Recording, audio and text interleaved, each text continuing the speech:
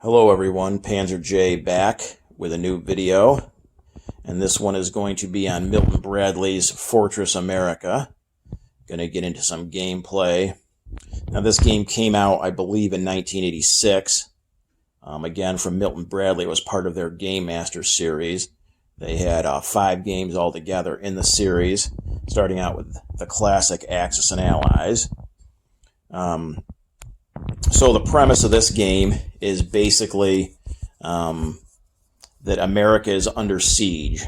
So over here on the east coast of the United States, you have the Euro-Socialist Pact, which is basically led by the Soviet Union. Down here, off of Texas and some of the western states, you've got the Central American Federation, and that's basically South America coalition that is teamed up on the United States.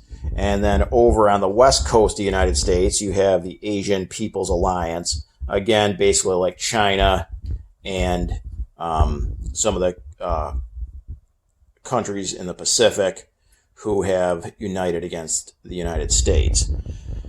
So it's a 3-pronged invasion. Now, to start the game, each of the 3 invading forces, as well as the United States, have 60 units.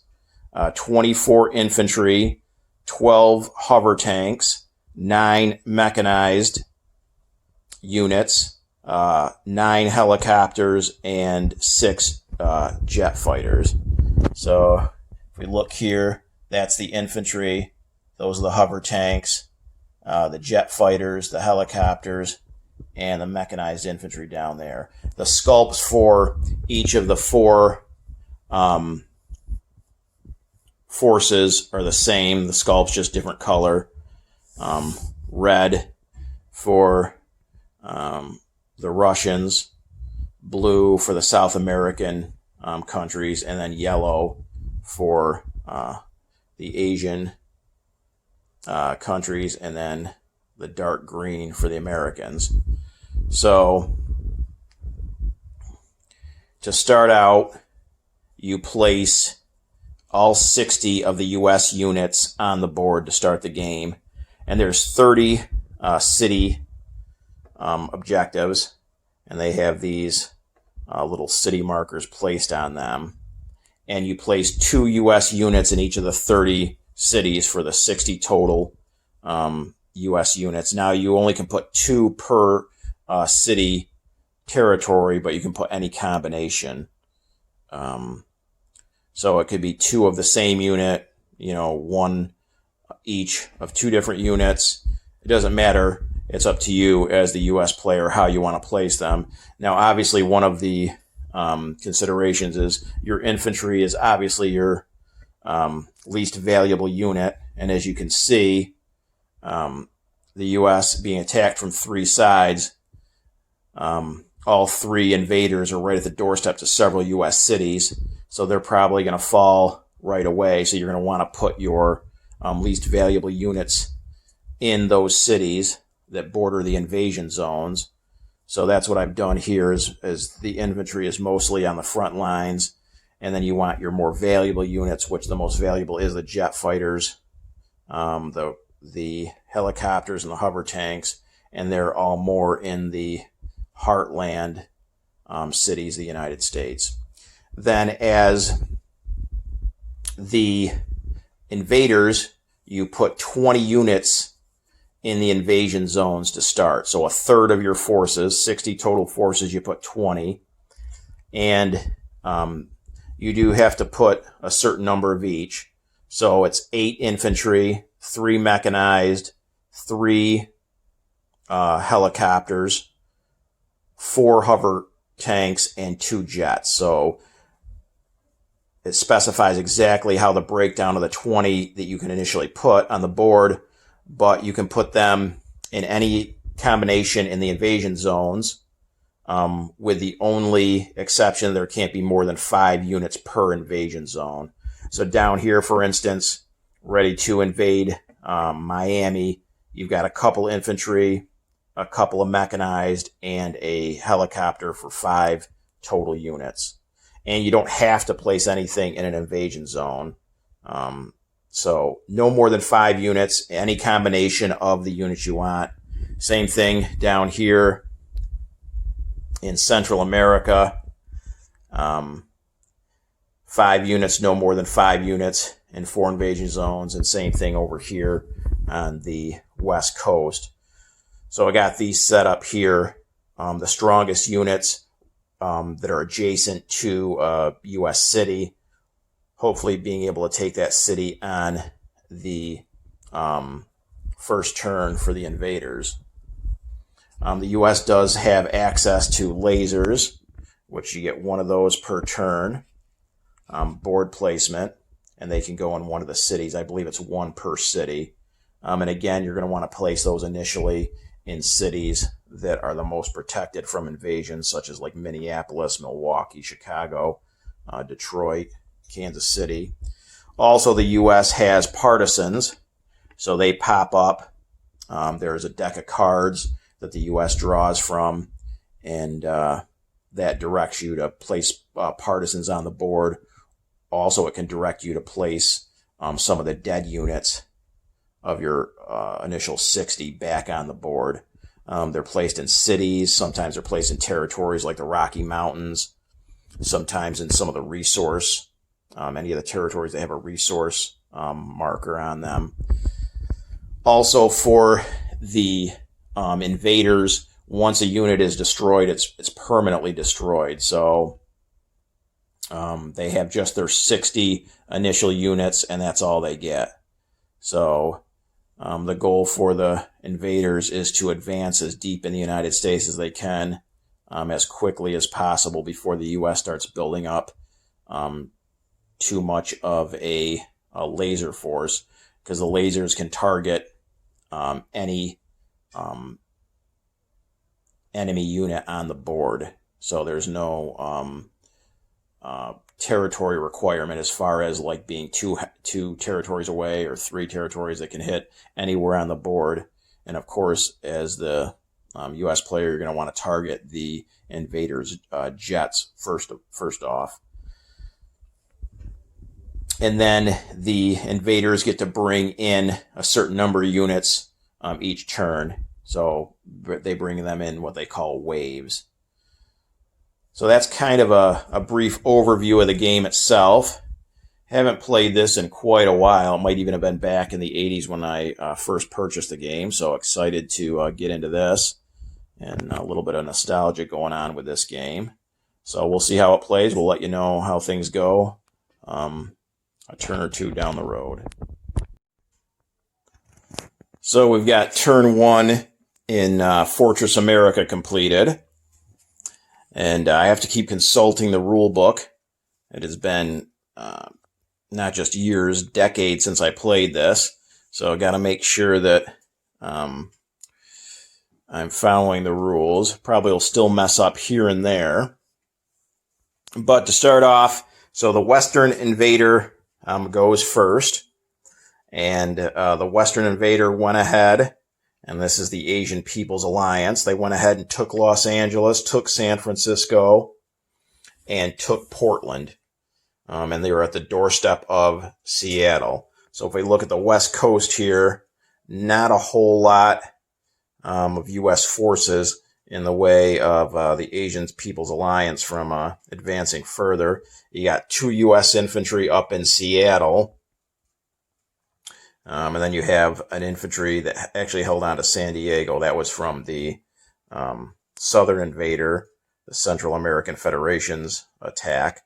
But other than that, the Western Invader made good progress. They did have this 1 infantry unit who's still in an invasion zone. The U.S. rolled and were able to retreat him, so he wasn't able to move into San Francisco. But other than that, good first turn for the Western Invader. And if we look at casualties over here, the Western Invader just suffered 2 infantry casualties. Down south, the Central American Federation went ahead and they took Houston. They also took San Antonio, Phoenix, but they did not succeed in taking San Diego. The U.S. did lose in infantry, but were able to hold on. So that part of the Southern invasion forces stuck in the invasion zone. As far as casualties, the Central American Federation suffered 2 infantry and a hover tank. The U.S., we'll get to them in a second.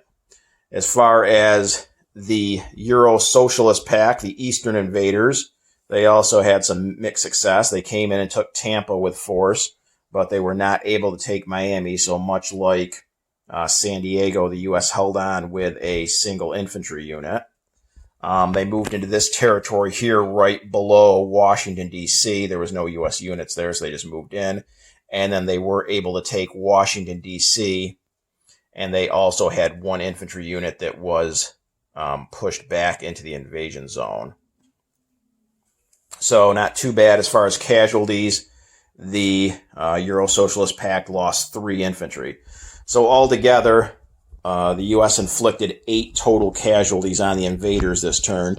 And that's important because unlike the U.S., who can get dead units back into the game depending on the partisan cards that they are given, the invaders, once a unit is destroyed, it's destroyed for good. And there are 60 units per invader. So a total of 180 units the U.S. has got to face that come in waves, and the U.S. took out 8 of them on turn 1. Besides that, for the U.S., they moved a lot of units around using their first and second movement. They've pretty much given up the West Coast right now. There's just not enough U.S. units over there. Plus, once you get past the coast and those handful of cities, there's not much at all the way to Denver, really, just Salt Lake City. So they kind of pulled back. They got an Air Force, some 3 bombers and 2 fighters in Denver. They also moved down here in the south. Now, they did counterattack into Houston. That didn't go so well. They lost a mechanized unit and didn't take Houston back. They moved some more units down here to confront the southern invader, some bombers, hover tanks, and helicopters. And then on the East Coast, they again also counterattacked into Washington. Lost a hover tank, I believe, in that battle, so that was kind of costly. Didn't take Washington back. They were able to retreat one of the Eastern Invaders infantry units, and as you can see, they got a bunch up around Philadelphia and Buffalo here. It's only 5 units per territory. You can't go above that number. So they've got 3 hover tanks, a couple of helicopters, 2 hover tanks, a couple of helicopters, 2 infantry, 2 mechs, and a hover tank, all surrounding Washington. So you could see a possible pushback for the U.S. Onto Washington again the next turn. And then they're down here in Atlanta with a couple of mechs, a helicopter, and a hover tank. The U.S. was able to place 1 laser per turn. So for this turn, they placed their laser in Minneapolis. Of course, you want it as far away from the invaders as possible. Unfortunately for the U.S., that laser did not hit. It's a 10-sided die that it rolls, and it's got a hit on a 5 or above, and it rolled a 1. So, and what's good about the lasers is they can take out any unit on the board of their choosing.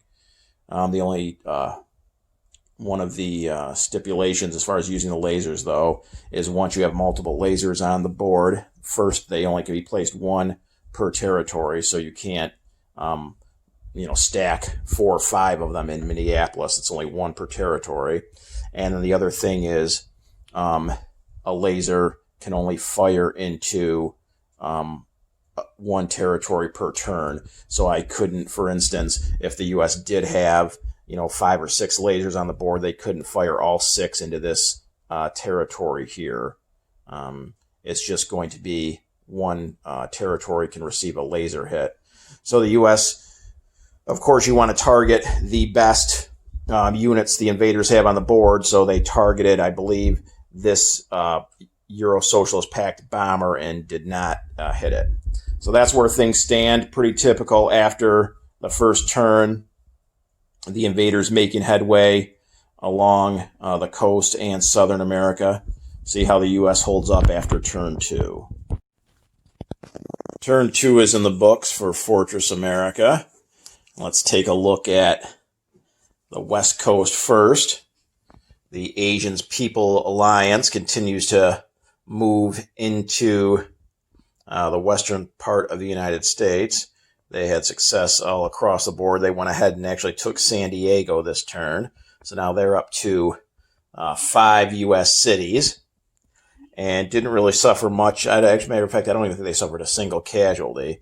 So they've got a strong hold all along the coast, and there's really no U.S. units until you get to Salt Lake City. So the West Coast looking grim for the United States. Down in the southern portion, the Central American Federation made some progress. The U.S. did take Houston back. They took New Orleans. So kind of a little bit of a back and forth. They did suffer some more casualties. They've actually suffered the most casualties so far among the invaders. They lost 3 bombers this last turn. So the U.S. had some good success there.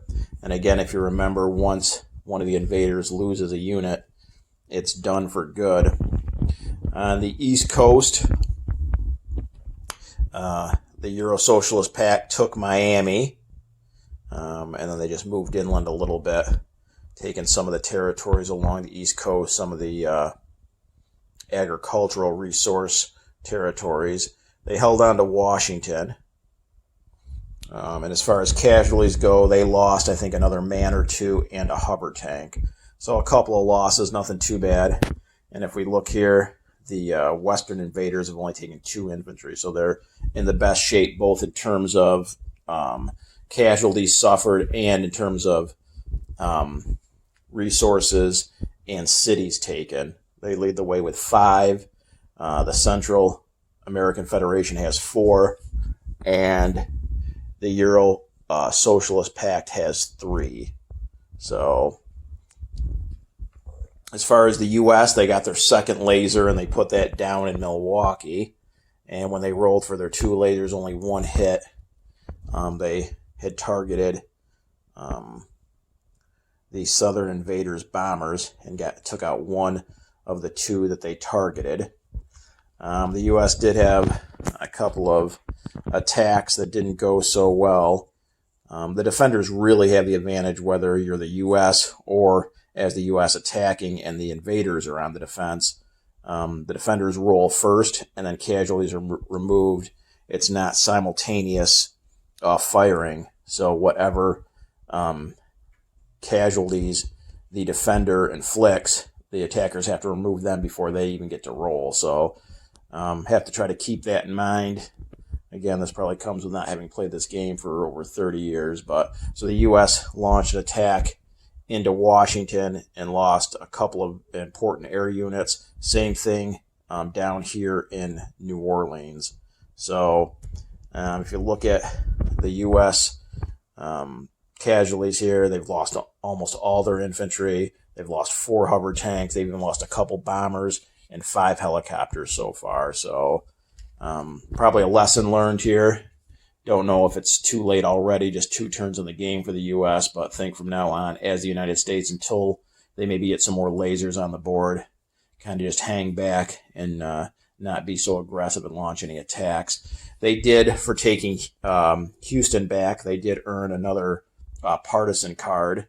So they get to play that on their next turn along with the 2 cards they draw each turn normally. So they'll have 3 cards to play next turn. One of the cards they got for turn 2, they were able to put down a mech and 2 partisans in Salt Lake City. It didn't have to be in Salt Lake City. The cards just specified the western zone. And as you can see, this dark brown border here from the Rockies to the West Coast is all the western zone. So they could have placed them anywhere, but they placed them in the one remaining city that the U.S. still had. And as we get further along in the game and the U.S. suffers more casualties, some of the cards they pull they haven't been able to use on the first couple of turns because it specifies bringing units in the game that they don't have, that haven't been killed off yet. So some cards are unplayable. But as the game goes on, the U.S. suffers more casualties, then they have those units to bring back in depending on what the card says. So that should tip the balance a little bit in the U.S.'s favor heading into turn 3. Turn 3 complete. Don't pay attention to the background. I've got the Historical Board Gaming Global 36 version 3 map set down underneath. That's going to be my next adventure. So let's just concentrate on Fortress America for now, and things looking pretty grim for the United States 3 turns in. The West Coast, the Asian People's Alliance continues to move in. There's really no opposition. The U.S. did get some partisans from the cards they pulled. They were able to put down. But really, there's almost nothing all the way through the Rockies, just a few miscellaneous units. Salt Lake City will probably fall this turn. Denver will probably fall this turn. So the West Coast looking pretty grim for the United States. The southern U.S. not looking much better. Memphis probably will fall this turn. The Central American Federation continues to move up. They've even moved into the Rockies themselves. They did have this one territory here that they had captured and left vacant, and then a U.S. partisan popped up. But other than that, not a whole heck of a lot of good news for the U.S. On the East Coast, again, Euro Socialist Pact continues to move in. The U.S. has concentrated in New York City and over here in Pittsburgh. They also have some partisans in Buffalo. So they've got a decent force concentrating in just a couple of major cities there. But the U.S. doesn't have a whole lot left on the board. They've got some air units in the Great Plains. They put their 3rd laser down in Detroit.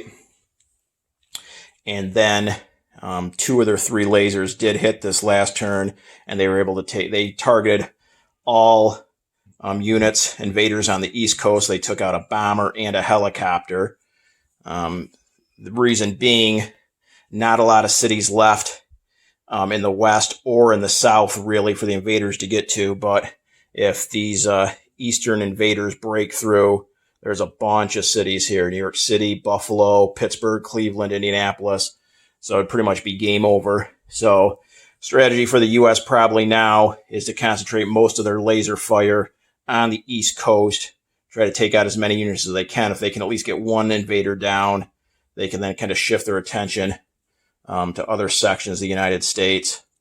As far as the casualties for the invaders go, the Western invaders still have only lost 2 infantry. Southern invaders are up to 4 bombers lost, so pretty good. And then the Eastern invaders have even lost a couple bombers, a helicopter. So not too bad as far as casualties inflicted on the Central American Federation, the Euro Socialist Pact. But again, it's looking pretty grim. Each of the 3 invaders have 5 cities each for a total of 15. And a victory for the invaders is 18 cities held at the end of the U.S. turn. And probably on this turn, you're going to see Salt Lake City, Denver, and Memphis all fall. I think those will probably be the only 3 that'll fall this turn, but that'll give them 18. So then it'll be up to the U.S. to take at least 1 back. And honestly, there's not too much. The only one that might be in danger is Philadelphia here. The U.S. does have the units to reach Philadelphia, so it might come down to a battle for Philadelphia to decide the game, because I don't think those other 3 U.S. cities will hold up this turn. See how things look after turn 4. So we've concluded turn 4, and things looking a little bit better for the United States. Still going to be touch and go, but we can see a little bit light at the end of the tunnel. So first on the West Coast, well, just overall, all of the invaders, Western, Southern, and Eastern, have now put all their reinforcements on the board except for infantry. So for the next 2 turns, which will finish off all the reinforcements they bring in, it's just pure infantry. So that's kind of some good news for the U.S. They've weathered all of the big time units each of the invaders have. So on the West Coast, as you can see, we already have infantry, 8 infantry in 2 different invasion zones for the Western invader, the Asian People's Alliance. Now, as you can see, both San Francisco and Portland are back in U.S. control, and because one of the cards that the U.S. drew, actually both of them, allowed them to place units. So what you can do when you draw one of the partisan cards, let's take a look at the one of the ones the U.S. drew. So we've got, sorry for the blurriness, don't know if you can really see that well, but National Guard troops launch a major offensive. Place 1 infantry unit in each sector, West, Rocky Mountains, South, Plains, and East. And it shows 5 infantry units.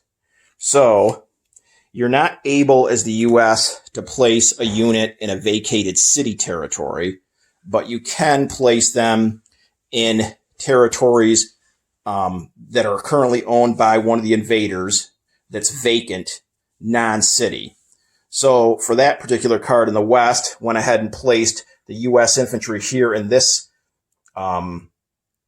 vacated territory. So then on second movement, it moved into the vacated Portland city. So that's how that came, is now the U.S. Same thing down here. Placed the 2 partisans and the helicopter in non-city vacated territories. And then on second movement, went ahead and moved into San Francisco here. The other card had directed 2 partisans and a helicopter placed in the western sector of the United States. And it was the same thing over here. In the South, the 1 infantry unit placed in this territory moved into San Antonio. And then this infantry placed over here just above Tampa and then moved down into Tampa on the U.S.'s second movement. So they went ahead and took back 4 cities this turn. So now the invaders have altogether 13 cities. They need 18 at the end of the U.S. turn. So this is going to be a theme. That's a big-time advantage the U.S. has, as even as the invaders continue to creep closer and closer into the central United States, they're leaving vacated territories behind them. And then with these partisan cards, the U.S. are able to pop up in the rear and take back some of these territories. So the invaders might have to think about leaving some units behind instead of just pushing everything as fast as they can into the center of the United States. Maybe leave stuff behind to guard the cities. Something to think about maybe for another game. Also good news for the U.S. They have 4 lasers on the board now after with 4 turns completed, and all 4 lasers hit. So we take a look at the casualties. As you can see, the southern invaders here, they've now lost 5 of their 6 bombers, and the eastern invaders, the U.S. took out 2 helicopters and another bomber there. So really only the western invaders with 3 infantry and a hover tank lost are really the only ones in good shape casualty-wise. On the board itself, again, the western invaders just about got everything covered up until the Rockies, with the exception of the couple cities the U.S. took back. The southern invaders continue to push up. They're approaching St. Louis and Kansas City now. Helicopters can take vacant territories, but they can't be city territories. So that's why St. Louis and Kansas City are both still under U.S. control, because the only thing the southern invaders could reach them with this turn was air units, and they can't land in vacant city territories. On the East Coast, the Russians, the Euro Socialist Pact, continue to move in on a cluster of U.S. cities around Pittsburgh, Buffalo, Indianapolis area. The U.S. did push back a little bit. And again, most of the U.S. laser focus is on this East Coast, because you break through here and there's about 4, 5, 6 U.S. cities that are all in danger. So things look a little bit better. Obviously, each of the three invaders are going to have to, as you can see, with the Western invaders, they've already put their units in invasion zones that border the two cities the U.S. took back. The Southern invaders will do the same, and so will the Euro Socialist Pact. See how things play out after turn 5. So turn 5 is done, and America has fallen. So the invasion of the United States has succeeded. The U.S. was not able to recapture enough cities to stave off defeat for another turn. It started out good for the U.S. on this turn. They have 5 lasers now. The latest one was placed in Boston, and all 5 lasers hit. But at the end of the invaders' portion of this turn, they held 20 of the cities, and 18 is enough for a victory for the invaders. So the U.S. needed to take back 3 cities, and their targets were Kansas City, Pittsburgh, and Philadelphia. And I thought all 3 were going to go the U.S.'s way. Each of the 3 battles, they attacked with more units than that were defending. Also, all 3 of those cities were targets of the laser hits. So even before the invasion, the attacks began, the lasers took out 1 unit in each territory, and it still wasn't enough. The U.S. again didn't end up taking any of the 3. So the game's going to end at turn 5 with victory for the invaders. Overall, as far as a breakdown, the individual winner is going to be the Central American Federation. You add up the victory points, and they get points for cities. They also get points for the resource territories, and there's 3 different resource territories: oil, mineral, agriculture, and they're spread out throughout the United States in certain territories. Like up here, for instance, in the Great Plains, there's another agricultural. Obviously, down south, you're going to have oil resources, such as here, just outside of San Antonio. And they get points for those, as well as for any lasers destroyed. Now, none of the invaders got any of the lasers, but the Central American Federation ended up taking 9 of the cities. So they had 9 of the 20, nearly half. Plus they had a bunch of the resources as well. They have a bunch of the oil ones down in the southern United States, as well as even some agricultural ones. They started moving into the Great Plains. As far as casualties inflicted, that doesn't subtract from their point total whatsoever, but they did probably suffer the most casualties, them and the Eastern Invader, the Euro Socialist Pact, and especially in terms of the better units, they lost 5 of their 6 bombers. So it didn't come without a cost, but they are the overall individual winner.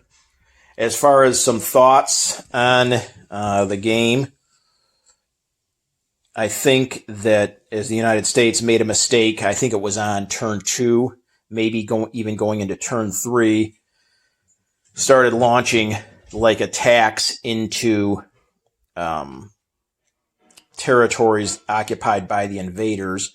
And I think that was a mistake for 2 reasons. First of all, obviously the U.S. is greatly outnumbered, so they can't really afford to lose units, especially some of the more precious ones like the bombers and helicopters. And the second reason overall is just the defenders have so much more of an advantage in this game, whether you're, the U.S. on defense or one of the invaders on defense. If you look at the combat results table, the defender, no matter if they're in a city, a mountain territory, or just even an open regular territory always is going to use column 2, and that allows you to hit the target on less of a die roll.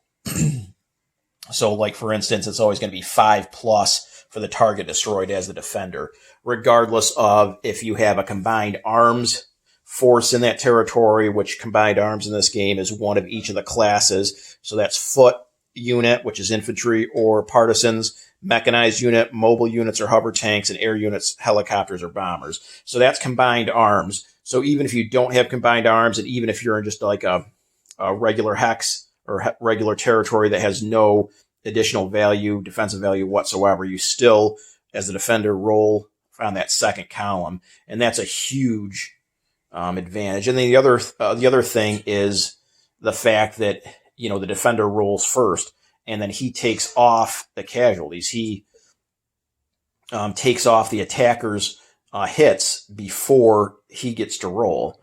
So if you go into a territory, even if you've got the advantage of the attacker 5-3 or whatever, if the defender gets a couple hits, now you're down to just 3-on-3.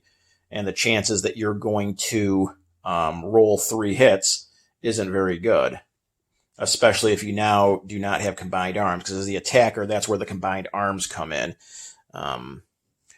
is allowing you to roll on the same chart as the defender, depending on if you have combined arms. So it's just the game just definitely favors the defense. So I think as the United States, again, going after and trying to launch attacks on turn 2 and 3, they really didn't succeed, and they lost a bunch of units that they obviously can't afford to lose. And I think that was the big mistake for the U.S. Maybe different if they would have just kind of, you know, continued to play on the defensive, held back a little bit, because the U.S. does have the advantage of the partisan card. So even if, like in this case, the Western invader is deep in the Rocky Mountains, if they leave territories, non-city territories, without a unit in it, then you get a card as the United States that allows you to place units in the Western territory. You can drop them in the vacated territories that aren't city territories. And obviously you could put it on a territory that borders a city, so that on that U.S. turn, he can just walk right in the unit and take that city. And now the invader has to like double back and take some forces away that are moving into the interior of the United States, pull them back to the coast, or use, you know, some of the replacements that are coming in the invasion zone to take it. But that's definitely a headache the U.S. can give the invaders. But you, as the U.S., you have to kind of string things along. It's okay to give up territory, which you're definitely going to in this game, but you can't really afford to waste your forces, even though as the U.S., those forces can come back in the game. Unlike the invaders, you've at least got to hold on long enough to get enough lasers on the board and inflict enough casualties that the invaders are kind of slowing down in terms of creeping into the interior of the United States. So that's definitely a lesson learned. Maybe game 2, play things a little bit different as the U.S. Other than that, I think the invaders pretty much did what they wanted. Since your reinforcements come in waves, you're going to bring in your best units to start and then go from there. So we'll see how game 2 goes. Hope you enjoyed watching. Stick around for a possible rematch, and hopefully America can hold out.